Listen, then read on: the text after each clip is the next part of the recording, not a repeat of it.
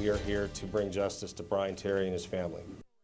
Brian Terry died in a shootout with border bandits. Now, 18 months later, the feds finally released detailed information about what happened that night and who they are after. Good evening and thank you for joining us. I'm Jennifer Waddell. And I'm Guy Atchley. The veil of secrecy surrounding the murder is being lifted as authorities admit they are nowhere close to catching Terry's killers. Now, from day one, the FBI kept a lot of the details surrounding Terry's murder close to the vest, something typical in an active investigation. But now, the search for justice has hit a dead end, and the feds are hoping this new information will help the public help them catch the killers. Today's revelations begin with the identification of 4 men believed to have been involved in the shootout. Also, for the first time, we are learning what actually happened that December night near Rio Rico.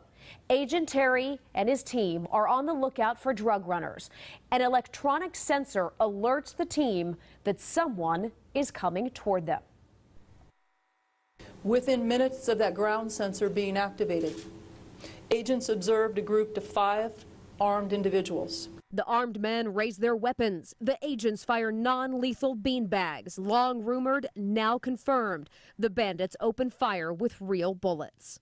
A single bullet shot by one of the subjects struck Agent Terry. Agent Terry's fellow agents attempted to administer first aid to him, but unfortunately, he died at the scene. Now, this is also the first time anyone has confirmed where Agent Terry died. And now you may be able to help them find these 4 men who the feds say are those armed bandits and who are now in Mexico. The feds admit because of that fact, tracking down those men will not be easy. Kevin Keene takes us inside the international manhunt in this Night on Your Side Border Watch. 4 men wanted in the murder of Border Patrol agent Brian Terry near Rio Rico. 4 fugitives whose faces and names investigators made public in Tucson. Yet they believe the men are At large in Mexico. So to catch them, investigators are asking Mexicans for help. The FBI wanted posters advertising the $1 million reward are in English and Spanish.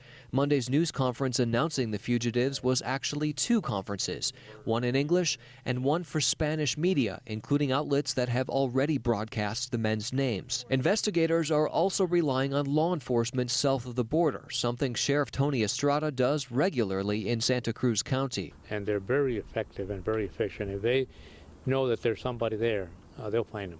They'll do their best to do that. Sheriff Estrada is not involved with the FBI investigation, although Agent Terry's murder happened in his county. He says local, state, and federal officers in Mexico could look for the 4 men and any information leading to them. He says those officers already feel a connection to this case. And I believe that when there is a law enforcement officer that is killed or is murdered on this side, you know, the authorities on the Mexican side will do everything they can to make sure that they help out.